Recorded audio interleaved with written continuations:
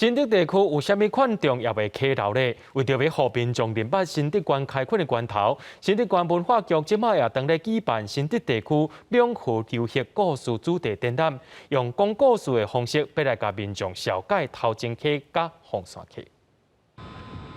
头前溪过去日本时代主要是预防大水，即卖除了维持残垣灌溉功能以外，也提供民生甲工业用水。对新竹县市来讲是非常重要的河川。这站新竹县文化局透过地理风貌、族群分布、水利建设、产业发展的小改展出，希望民众更加明白家己的家乡。对于我们闽客原心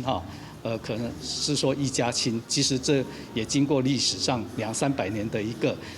融合，族群之间互相的理解包容，那当然也发生了很多的一个历史的事件。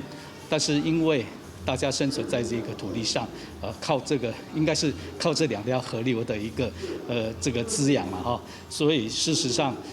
在这样发展，最后我们也走向于一个族群共荣共存。不过随时代改变，河川的健康也受到开发的影响。有这侪年经验的乡土人文翕相老师就讲，希望大家一定要珍惜这片土地。再怎么样禁止